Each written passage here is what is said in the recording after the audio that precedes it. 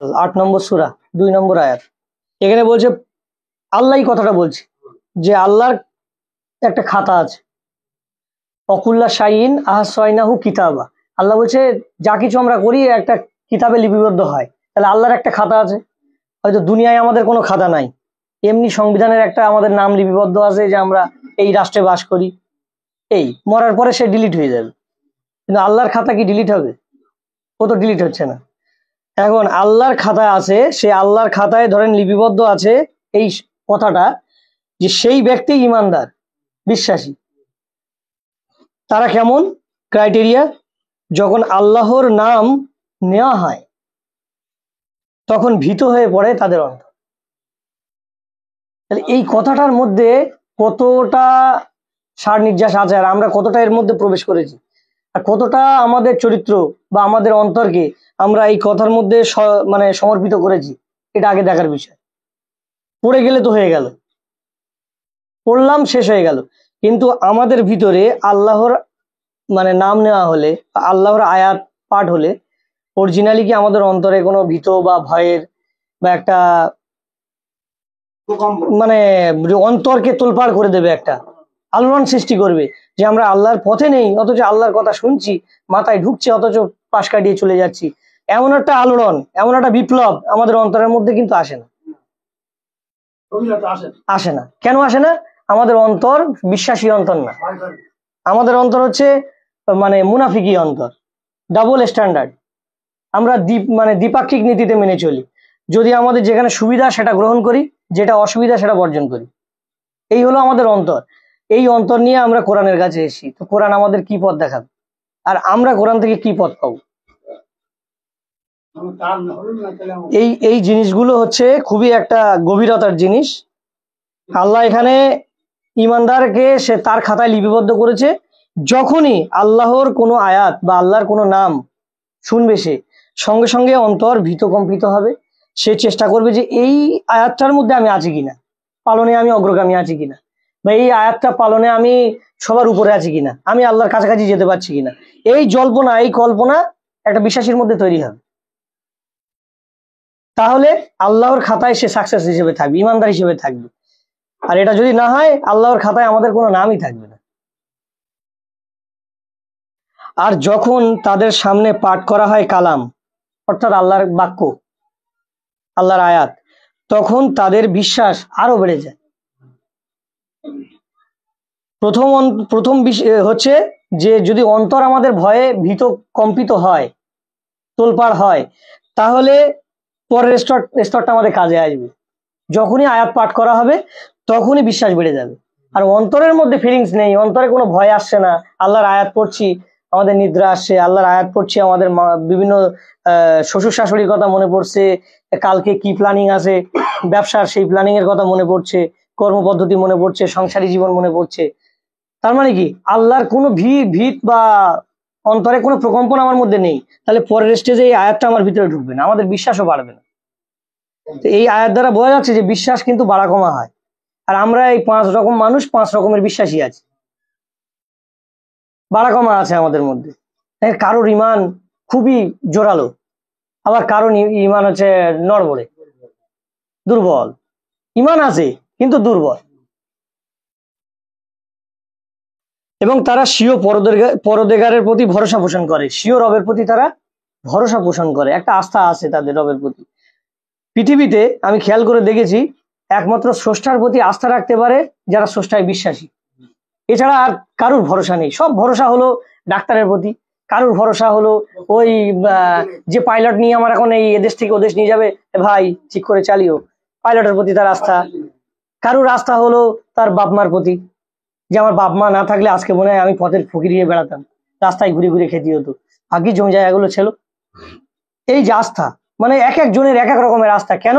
তাদের অরিজিনালি বিশ্বাস নেই। বিশ্বাসারা মানুষ আস্থা হলো এক এক লেভেলের প্রতি। আর প্রকৃত যারা আল্লাহ বিশ্বাসী, আল্লাহ বলছে যারা রবের প্রতি বিশ্বাস করে, যাদের ইমান বাড়ে, আমার কথা শুনলে যাদের ইমান বাড়ে, তারা কিন্তু প্রকৃত বিশ্বাস ভরসা পোষণ করে স্রষ্টার প্রতি। তাদের ভরসা কারুর প্রতি নেই, একমাত্র স্রষ্টার প্রতি। তো ভরসা একটা বিশাল জিনিস, এটা মানে অপরিহার্য, আমাদের ভরসা রাখতে হবে আল্লাহর প্রতি। আপনি বিনা ভরসায় আপনি সব মাধ্যম দিয়ে সব কাজ হবে না।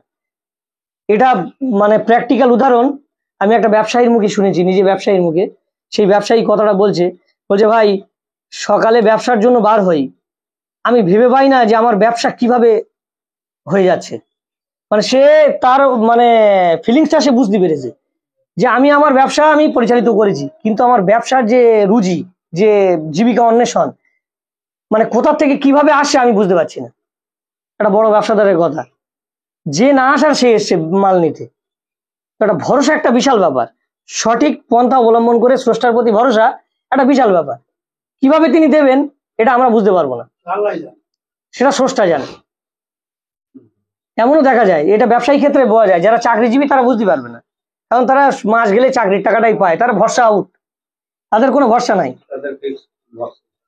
হ্যাঁ, তাদের ভরসা হলো যে আমাদের একটা নির্দিষ্ট সময় নির্দিষ্ট আসবে। হ্যাঁ, তারপরে 4 নম্বর আয়াতে বলছে, ওই আনফালের যেটা বললাম পড়বো, তারাই হলো সত্যিকার ইমানদার।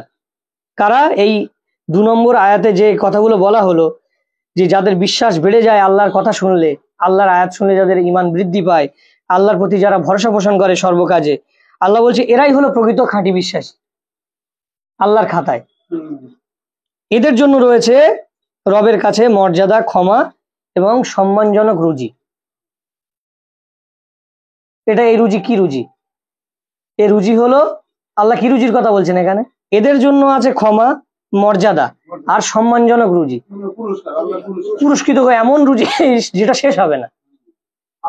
হ্যাঁ, চিরকাল, এ রুজি চিরকাল, এখান থেকে শুরু হবে, আর যে দুনিয়া এবং পরকাল চলতে থাকবে, সম্মানজনক রুজি।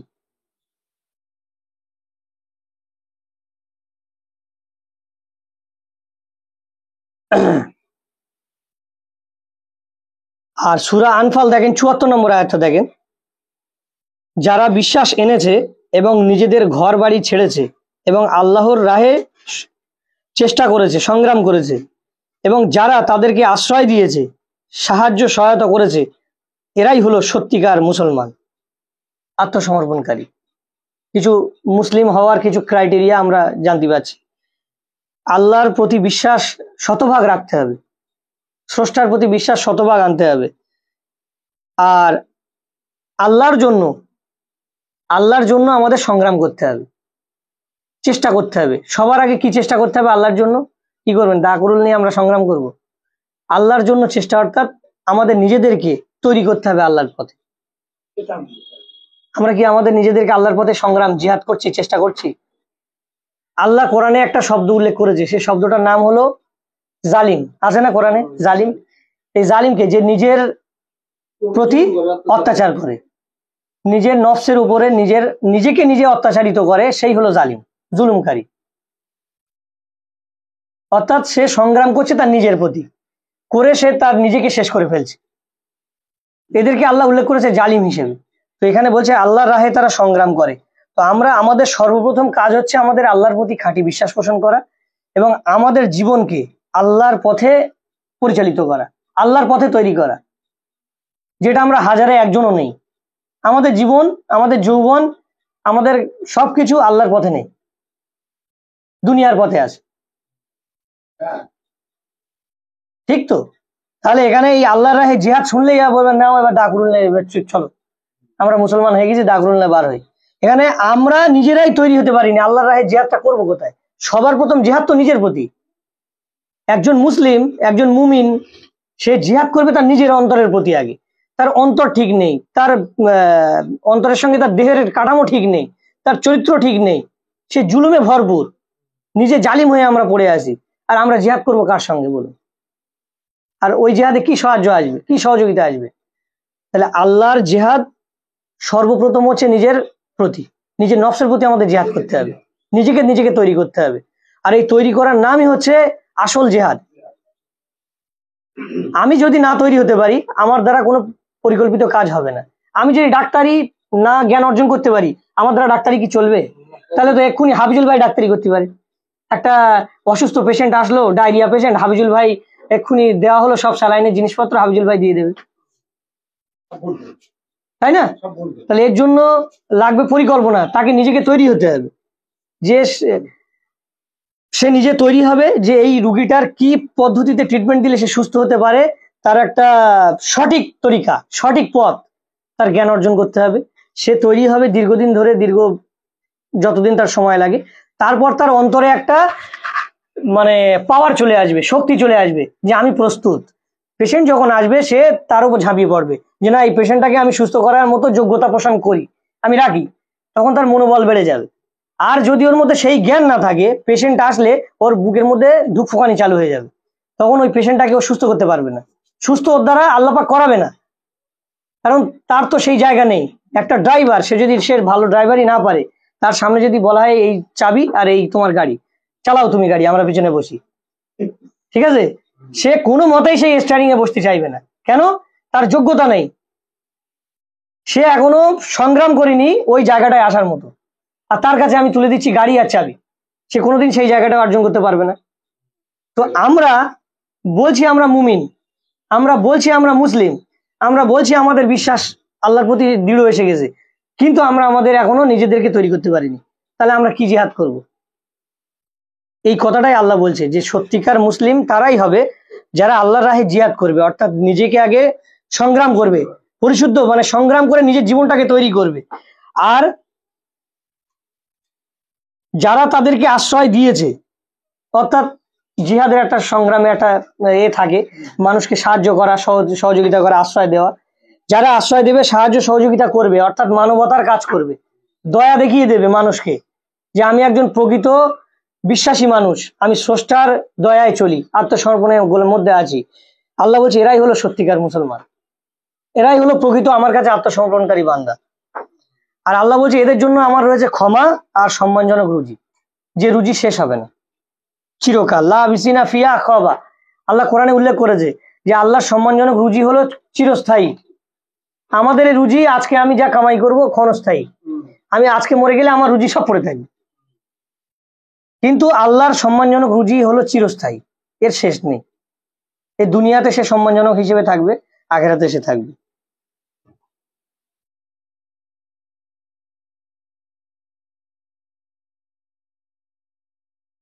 লাস্ট আয়াতটা পড়ছি। আল্লাহ নবীকে বলছেন যে আপনি বলে দিন আমাদের কাছে কিছুই পৌঁছবে না, কিন্তু যা আল্লাহ আমাদের জন্য রেখেছেন তিনি আমাদের কার্যনির্বাহক। আল্লাহর উপরই মুমিনদের ভরসা করা উচিত। এই যে 4-5টা আয়াত আমরা পড়লাম, এতে কি বুঝলাম আমরা বলেন তো? প্রত্যেকটা ক্ষেত্রেই কিন্তু ভরসার কথা আছে। ভরসা ছাড়া আমাদের সঠিক গন্তব্য কিন্তু আসবে না। আল্লাহ ভরসা। আমি গাড়ি চালাচ্ছি, কিন্তু যে ড্রাইভার, আপনি তাকে যদি একজন জ্ঞানী ড্রাইভার হয়, জ্ঞানী ড্রাইভারকে জিজ্ঞাসা করবেন সে অরিজিনালি ড্রাইভারি করছে, সে কি তার ক্ষমতায় করছে না ভরসা মাফিক করছে। ড্রাইভারি জিনিসটা পুরোপুরি জ্ঞানের মাধ্যমে আসে না, পুরোপুরি জ্ঞানের মাধ্যমে আসে না। সে যদি জ্ঞানী ড্রাইভার হয়, সে বলবে আমার একজন কার্যনির্বাহক আছে, তিনি হলেন আমাদের স্রষ্টা, যিনি আমাকে আমার এই কাজে সহযোগিতা করছে। সত্যিকারের কথা অর্থে ওই একটা ড্রাইভার, ওর ড্রাইভারিতে পারদর্শিতা আছে। ওকে যদি জিজ্ঞাসা করেন যে জ্ঞানী হয়, ড্রাইভারি শুধুমাত্র নিজের গাড়ি চালানোর ক্ষেত্রে ওটা কাজে আসে না, কাজে আসে না। কিভাবে, কোন অ্যাঙ্গেলে, কিভাবে গেলে উপর থেকে একটা কার্যনির্বাহক আমাদের কাজ করে, আসে। নাহলে একটা মানুষ, একটা বড় গাড়ি, তার মধ্যে একটা ছোট মানুষ গিয়ে পরিচালনা করতে পারে না। তার স্পেস, যে একটা পাঞ্জাব গাড়ি বা একটা 10 চাকার গাড়িগুলো কত বড়, চালাচ্ছে একটা 3.5 হাত মানুষ, এবং রাস্তার স্পেস সবকিছু, কার্যনির্বাহক একজন স্রষ্টা আছে। ওগুলোর একটা নির্দিষ্ট ওয়েতে যায়, তবু যায়। কিন্তু এই যে এগুলো যার স্টারিং 1 সেকেন্ডের পলক ফেললে বেগতিক হয়ে যাবে, এগুলো সম্পূর্ণ কার্যনির্বাহক একজন স্রষ্টা বলে একজন আছে, তিনি আমাদের এইগুলো পরিচালিত করেন। তো জ্ঞানীরা এই জন্য প্রতি সেকেন্ডে, আল্লাহ বলছে, ওই জন্য আল্লাহ আমাদের ইঙ্গিত দিচ্ছে প্রত্যেকটা আয়াতে। দেখেন প্রত্যেকটা আয়াতে তিনি আমাদের দিচ্ছেন যে আল্লাহর উপরই মুমিনদের ভরসা করা উচিত। এই কথাটা বলছেন কিন্তু আল্লাহ, সমস্ত পরিকল্পনা বলে দিয়ে তিনি বলছেন একমাত্র আমার উপরই তোমাদের ভরসা করা উচিত। তার মানে কি, আমি তোমাদেরকে পর্যবেক্ষণ করছি, তোমাদের সাহায্য সহযোগিতা করছি, তোমাদের সামানান কলিলা, সামান্য পরিমাণ বিবেক বুদ্ধি জ্ঞান কিছু ইলিম দিয়ে তোমাদেরকে আমি ছেড়ে দিয়েছি, তার উপরে বেশ করে তোমরা এত বড়াই করছো, কিন্তু কার্যনির্বাহক আমি আল্লাহ আছি তোমাদের উপর। এই ফিলিংসটা আনো আর আমার উপর একান্তভাবে তোমরা ভরসা পোষণ করো। এটাই তার জ্ঞানের মানে সার নির্যাস।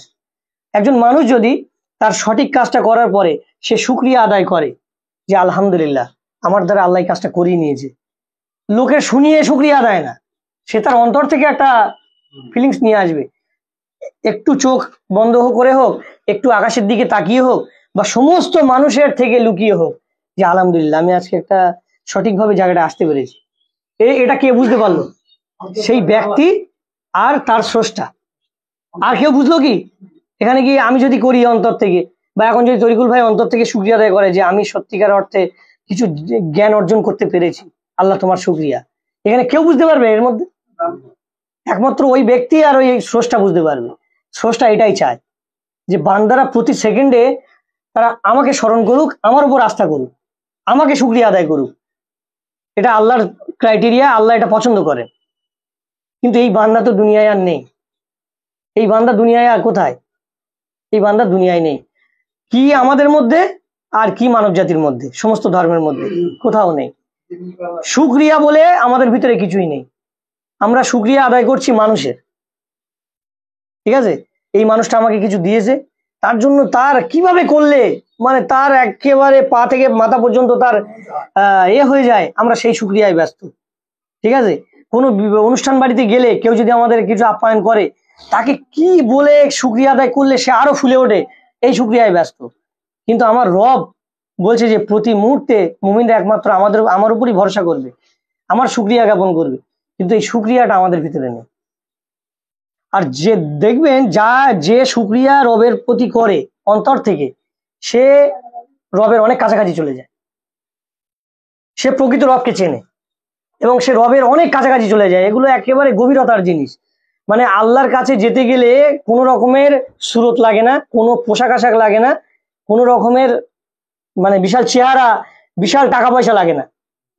আল্লাহর কাছে যেতে গেলে, আল্লাহর সন্তুষ্টি পেতে গেলে লাগবে প্রকৃত বিশ্বাস আর আল্লাহর প্রতি ভরসা।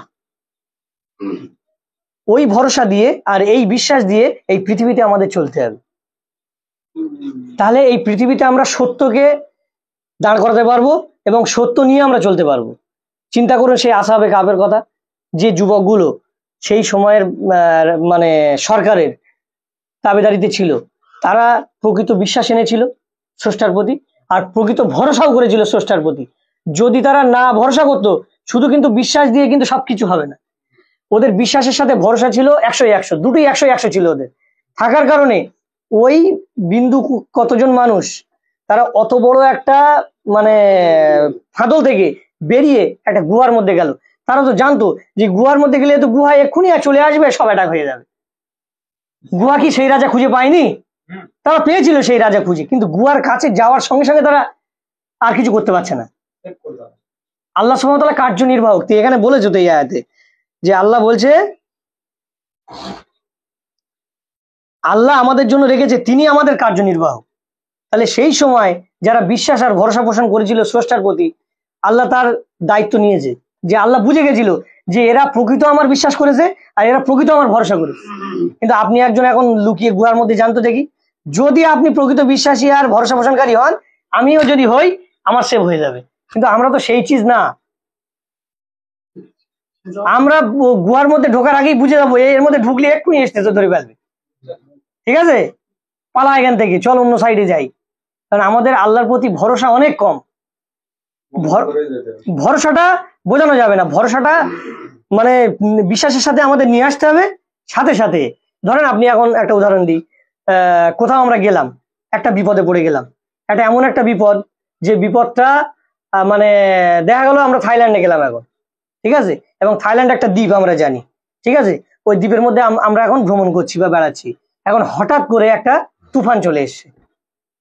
এখন বলেন পৃথিবীর কোন সরকার বা কোন এয়ারফোর্স বা কোন কি আপনাকে সেখানে বাঁচাতে পারবে? পারবে না। তখন আপনার তো এই বিশ্বাস ছিল ঠোঁটা ফোটা, কিন্তু সেই সময় বিশ্বাস আর ভরসা আপনার 100-100 আসবে। কিন্তু আল্লাহ বলছে যখন সুস্থ আছো, যখন তোমরা ভালো আছো, পৃথিবীতে তোমরা আছো, এই বিশ্বাস আর ভরসাটা তোমরা রাখো। এই বিশ্বাস ভরসা যদি আমাদের একমুখী থাকে, ওই সময় আমাদের কাজে আসবে। কিন্তু আল্লাহ বলছে তোমাদের যখন তোমরা জাহাজে চলাচল করো, তোমাদের যখন বিপদ আসে, তখন তোমরা একনিষ্ঠ ভাবে আমাকে ডাকতে থাকো। আর যখন তোমাদেরকে স্থলে নামিয়ে দেই সঙ্গে সঙ্গে তোমরা শরিক করে ফেলো। তাহলে বিশ্বাস কি তাদের থাকলো? কেটে গেল। এই কাটা বিশ্বাস নিয়ে ওই তুফান থেকে বাঁচতে পারবেন না। ওই সময় দরকার ছিল এই এক ঢালাই আমাদের, এই সেই আসাবে কাবের মতো, যে বিশ্বাস আর ভরসা আমাদের জীবন থেকে আর একদম তছনছ করতে পারবে না কোনো কিছু। তাহলে আপনি সেই সময় অন্তর থেকে ডাকলে হয়তো স্রষ্টার কিছু কাজ আপনার দ্বারা হতে পারে, আপনাকে গার্ড দিতে পারে।